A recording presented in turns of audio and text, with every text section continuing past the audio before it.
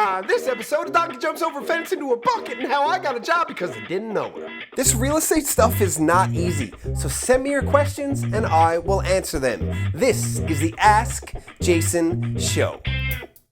Hello everybody, my name is Jason Piercey and this is episode 98 of the Ask Jason Show. So, this is really just a story. It's not a question and answer, but I guess I could reverse engineer a question out of it, and I'm gonna call this question the second best way to hire a realtor. That's not a question. Where's Trebek? Trebek? What is it he says? Your mother what? I'll take the penis mightier. Pen is mightier. Trebek.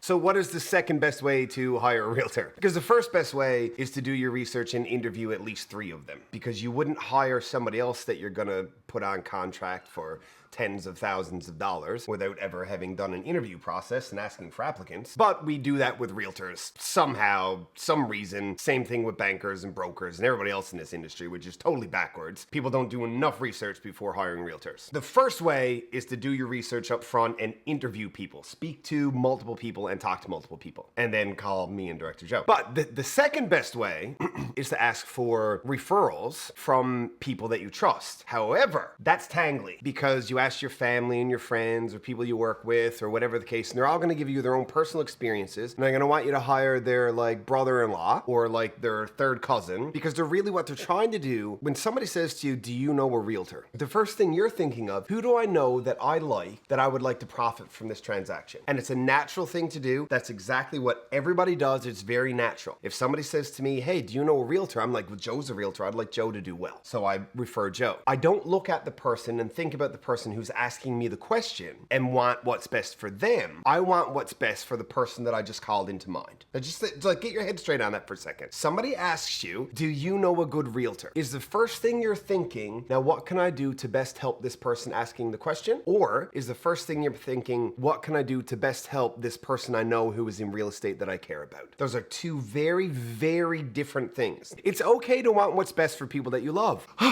We should all want what's best for people that we love. But if you're asking for a referral for a realtor, here's what you should do. And the only reason I'm even thinking about this, or I had that sort of revelation in my mind that when somebody asks us for a referral, we're looking to benefit our friend who gets the referral more than the person who asked for assistance. And we just are. And the only reason I realized that is because somebody reached out to me the other day and asked me to come look at her house because she wanted to sell it. And she's talking about buying something else. And there's a couple other possible transactions there. After the meeting was over, and I realized we have a rapport, we get along well, this is gonna work well, I asked her, so how did you find me? Where did this come from? Because she messaged me on Facebook and said that a friend of hers had said, she asked a friend about a realtor and blah, blah, blah. She said, well, this is sort of counterintuitive. I said, why did you reach out to me? And she said, well, I know a lot of real estate agents and I don't know you at all. I'm like, what? This seems backwards. But it made so much sense because she's been self-employed for a long time, 15, 20 years. She said, I didn't want to be in a situation where I had to choose one of multiple friends and make people feel bad. And I didn't want to reach out to people that I knew had other people in the industry who would just refer them to me for their best interest as opposed to for mine. So I reached out to the only person I know who works in a field related to the real estate industry, but doesn't work directly with realtors,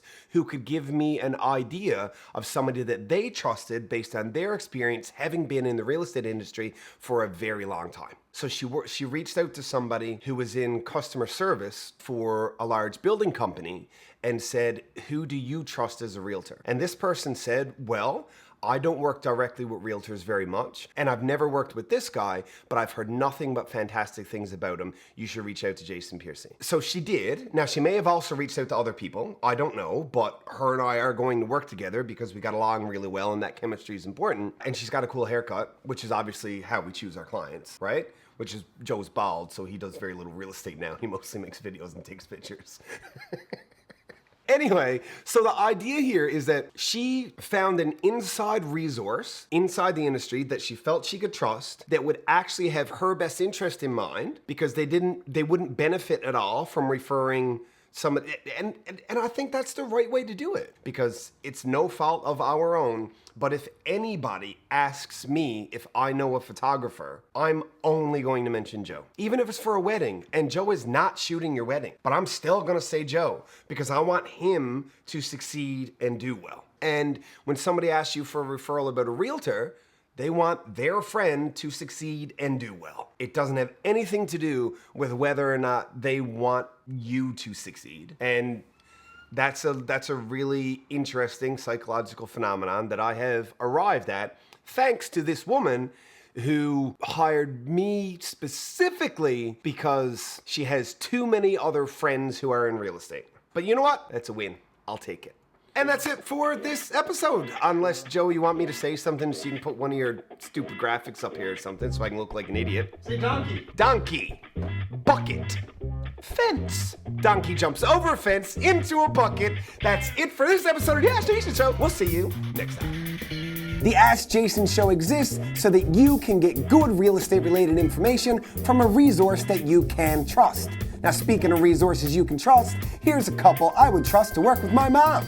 Because good enough for mom, I mean, good enough for you. This